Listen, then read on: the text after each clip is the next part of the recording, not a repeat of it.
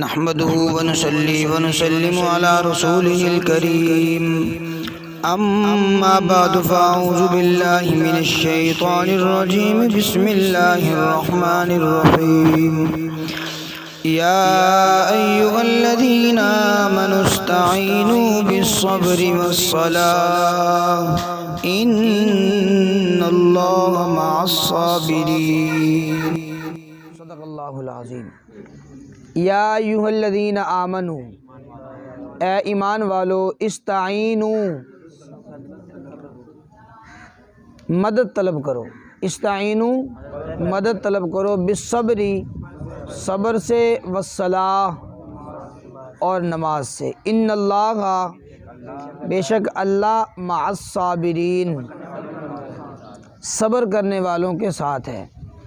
دو چیزوں کا اللہ کریم جل شانہ نے اس آیت مبارکہ کے اندر ارشاد فرمایا، حکم فرمایا کہ استعینوا بالصبر، صبر سے مدد طلب کرو۔ صبر کا معنی ہوتا ہے روکنا، اپنے آپ کو روک کے رکھنا، برائیوں سے، اپنے آپ کو ناجائز کاموں سے، حرام کاموں سے، بدکاریوں سے، ہر قسم کی برائی سے اپنے آپ کو روک کے رکھنا، یہ اسی کا معنی یہ صبر ہے۔ بالصبر، صبر سے مدد طلب کرو۔ احکام شریعہ کے اندر اگر تمہیں کوئی مشکل پیش آئے تو اس پر صبر کرو۔ والصلاۃ، اور نماز سے مدد طلب کرو، نماز کو اپنا شعار بناؤ۔ ہر تنگی کے اندر، مصیبت کے اندر، پریشانی کے اندر، جب بھی تمہیں کوئی بھی ایسی مصیبت، پریشانی، آفت آئے، فوراً نماز کی طرف متوجہ ہو جاؤ۔ اور دوسری بات، اللہ کریم آقا کریم علیہ الصلوۃ نے ارشاد فرمایا کہ جب کوئی انسان مسلسل نمازیں پڑھتا ہے تو انسان اس پر غالب نہیں ہو سکتا۔ مسلسل نماز پڑھتا رہتا ہے نا، اس پر شیطان غالب نہیں ہو سکتا۔ اور اگر کوئی شخص ایک بھی نماز چھوڑ دیتا ہے تو انسان کی وہ شیطان کی جرت اس انسان پر بڑھ جاتی ہے۔ تو عموماً دیکھا بھی ہے کہ اگر ایک نماز پڑھیں تو دوسری نماز چھوڑنے کو بھی دل کرتا ہے۔ پہلی نماز ایک آدمی مسلسل نمازیں پڑھتا ہو، ایک نماز اس سے چھوٹ جائے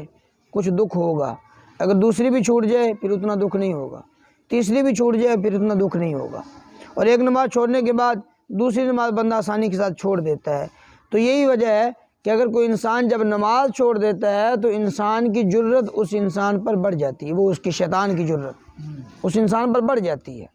تو فرمایا کہ تم مدد طلب کرو صبر سے، والصلاۃ اور نماز سے، ان اللہ مع الصابرین،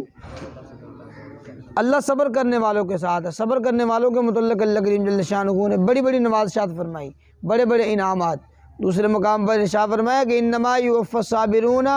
اجرہم بغیر حساب، جو بندہ صبر کرتا ہے اللہ کریم اسے بے حساب کتاب اجر عطا فرماتا ہے، بغیر حساب کے اجر صبر کرنے والوں کے لیے۔ فرمایا کہ ان اللہ مع الصابرین، اللہ صبر کرنے والوں کے ساتھ ہے۔ ولا تقولوا لمن يقتل في سبيل الله اموات بل احیاء، ولا تقولوا، تم نہ کہو، لمن اس شخص کو، یقتل جو قتل کیا گیا، فی سبیل اللہ اللہ کے راستے میں، اموات مردہ، ولا تقولوا اموات، یہ ہے تم نہ کہو مردہ، کسے؟ لمن یقتل فی سبیل اللہ، اس شخص کو جو قتل کیا گیا اللہ کے راستے میں، اللہ کے راستے میں جو مارا گیا اسے مردہ نہ کہو، بل احیاء، بلکہ وہ تو زندہ ہے، احیاء ہے، ولکن لا یشعرون،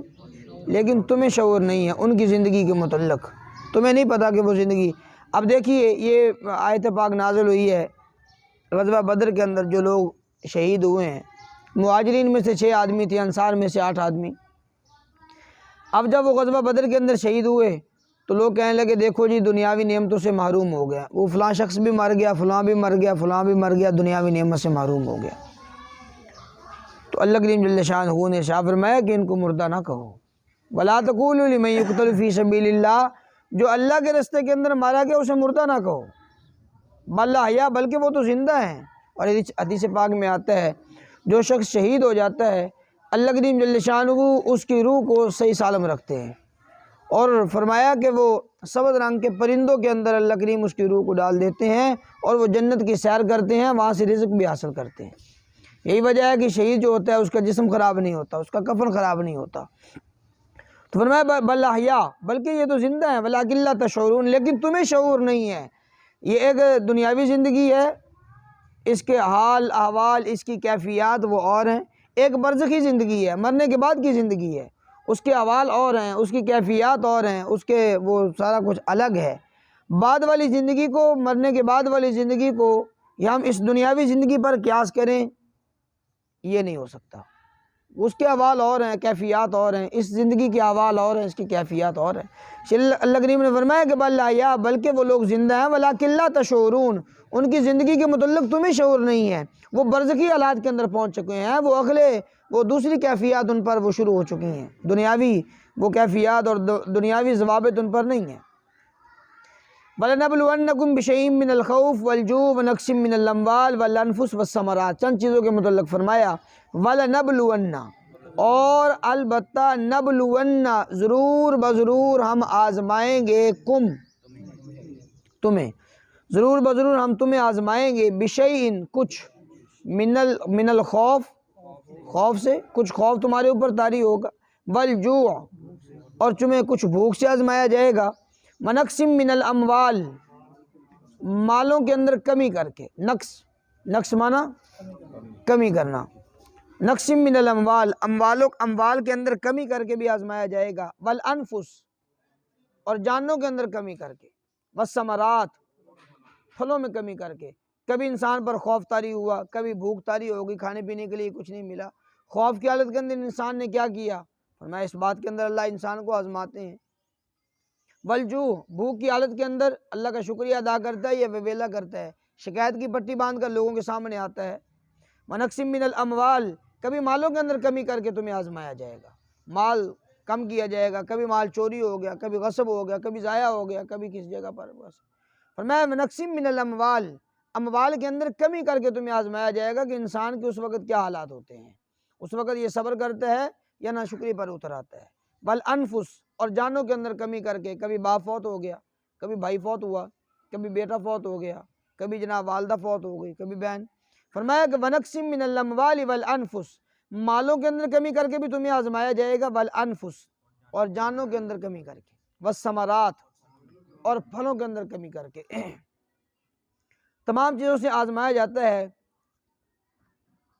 وبشر الصابرین،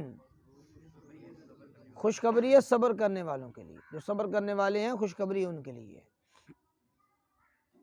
ان تمام چیزوں پر صبر کرنے والے۔ الذین اذا اصابتہم مصیبہ، یہ صبر کرنے والے کون لوگ ہیں؟ اللہ کریم نے ان کی آگے بیان فرمایا انہی کے متعلق۔ الذین، جو لوگ اذا اصابتہم، اذا جب، اصابت پہنچے، ہم انہیں، مصیبت کوئی مصیبت، قالو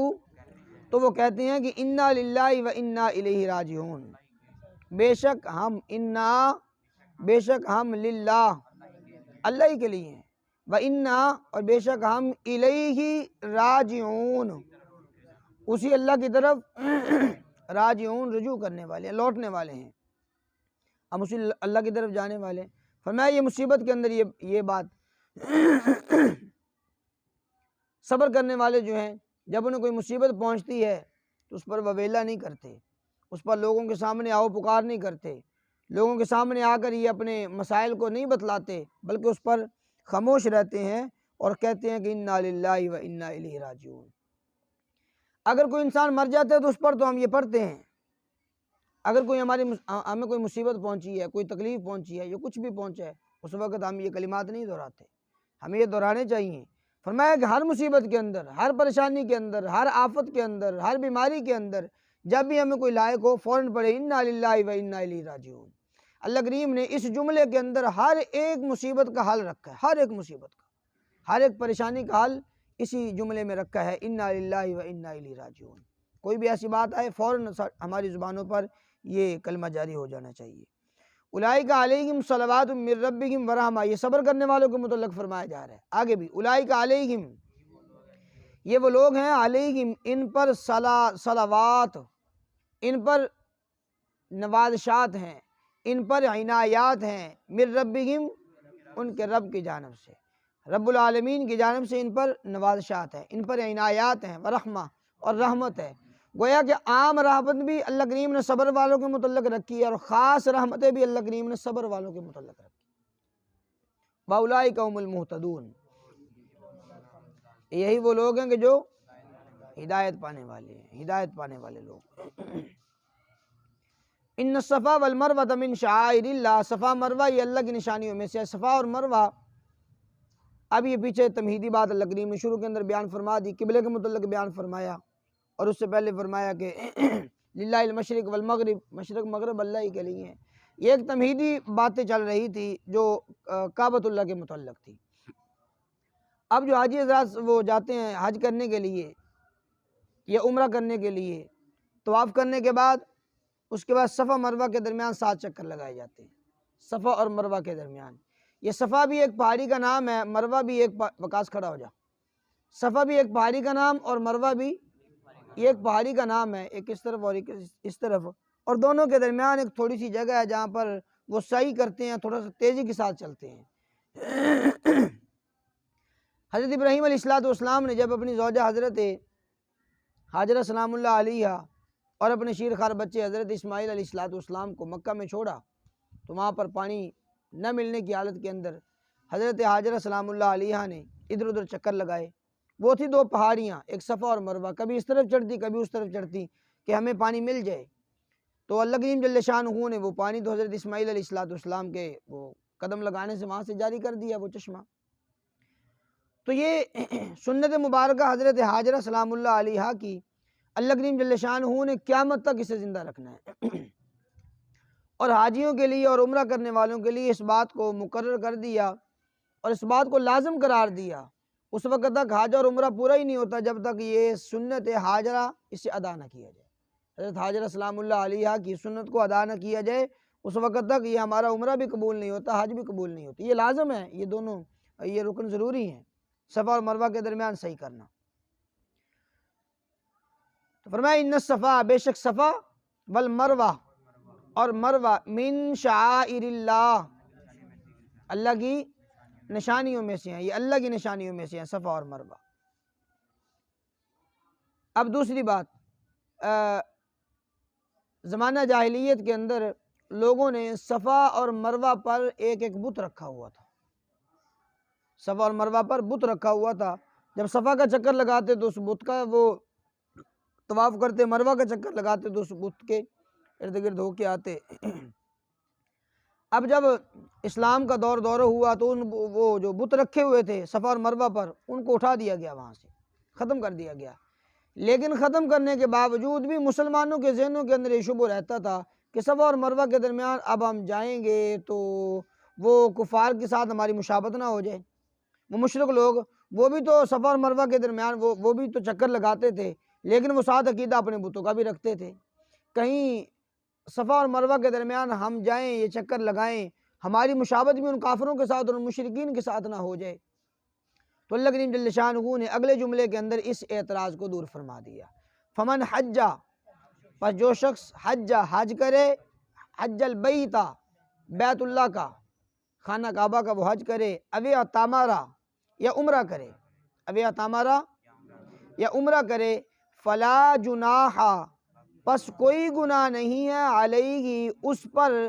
ان یطوف بہما، کہ ان دونوں کا طواف کرے، صفا اور مروہ کا طواف کرے۔ اب اس پر کوئی گناہ نہیں ہے، اب کافروں کے ساتھ اور مشرکین کے ساتھ یہ مشابہت والی بات نہیں ہے، وہ بات ختم ہو چکی ہے۔ اب وہ اسلام کا دورہ ہے اور جناب اسے اٹھا دیا گیا، ان بتوں کو وہاں سے ختم کر دیا گیا ہے۔ اب یہ اپنے ذہن کے اندر یہ بات کو رکھنا کہ شاید کہ ہماری ان کے ساتھ مشابہت ہو جائے، فرمایا اب یہ اعتراض ختم ہو گیا، بغیر پریشانی کے تم اب اس کا طواف کرو، ان یطوف بہما، یہ کہ تم طواف کرو ان دونوں کا، صفا اور مروہ کا، وہاں پر چکر لگاؤ۔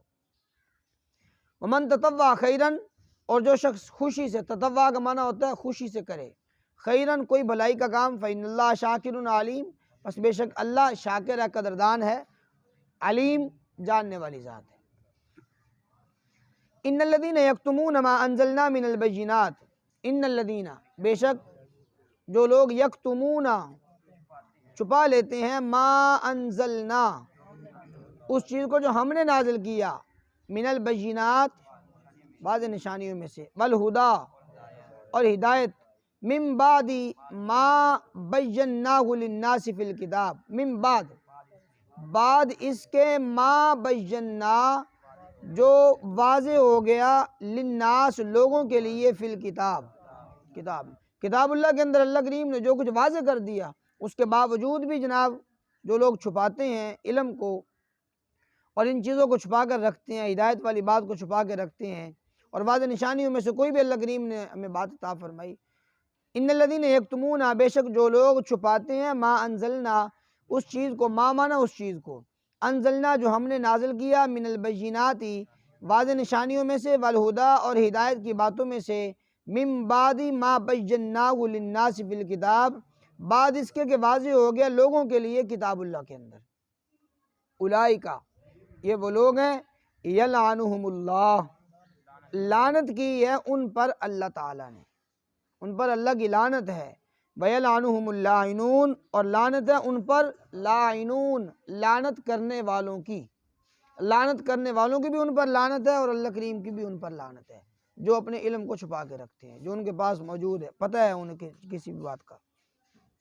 ہاں اِلَّا الَّذِينَ تَابُوا مگر وہ لوگ تابو جو توبہ کر لیں، توبہ کرنے والوں کے متعلق نہیں ہے، جو یہ اپنے اس علم سے توبہ کر لیں، کتمان علم جنہوں نے کیا ہوا ہے، پہلے علم کو چھپا کے رکھا ہے، پتہ چل جانے کے بعد بھی چھپا کے رکھا، لیکن اِلَّا الَّذِينَ تَابُوا جو لوگ توبہ کریں وَأَصْلَحُوا اور اصلاح کریں، وَبَيَّنُوا اور ظاہر کریں، فَأُولَئِكَ یہی لوگ ہیں اتوب علیہم اللہ کریم نے ارشاد فرمایا کہ میں توبہ کو قبول کرتا ہوں علیہم ان پر،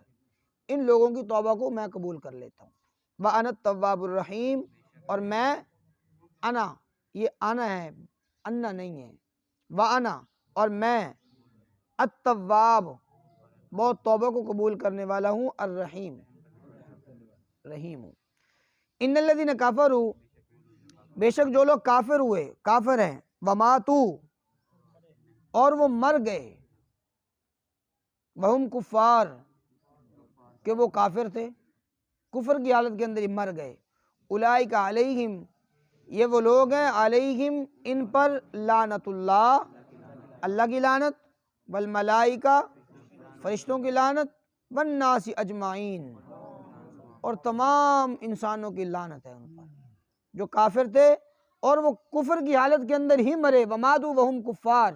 وہ مر گئے اور وہ کافر تھے، کافر ہونے کی حالت کے اندر ہی۔ ان الذین کفروا جو لوگ کافر ہیں، وماتوا اور وہ مر گئے، وہم کفار اسی کفر پر، اولئک علیہم لعنت اللہ یہ لوگ ہیں کہ ان پر اللہ کی لعنت ہے، والملائکہ فرشتوں کی لعنت، والناس اجمعین تمام لوگوں کی لعنت، خالدین فیہا وہ ہمیشہ اسی کے اندر رہیں گے، اسی لعنت کے اندر رہیں گے ہمیشہ ہمیشہ کے لیے، لا یخفف عنہم العذاب یخفف تخفیف کرنا ہلکا کرنا نہیں ہلکا کیا جائے گا، عنہم ان سے العذاب عذاب ہلکا ان سے نہیں ہوگا، ولا ہم ینظرون اور نہ انہیں مہلت دی جائے گی، ولا ہم اور نہ وہ لوگ ینظرون مہلت دیے جائیں گے، وَإِلَٰهُكُمْ إِلَٰهٌ وَاحِدٌ تمہارا معبود الہ واحد وہ ایک ہی معبود ہے، وہ کون ہے؟ وحدہ لا شریک ذات ہے، اللہ کریم جل شانہ کی ذات اقدس، لا الہ الا ہو لا نہیں ہے الہ کوئی معبود الا ہو سوائے اسی کے، مگر وہی اللہ کے علاوہ کوئی معبود نہیں، الرحمن الرحیم جو رحمان ہے اور رحیم ہے، بڑے ہی مہربان ہے، رحم کرنے والا ہے۔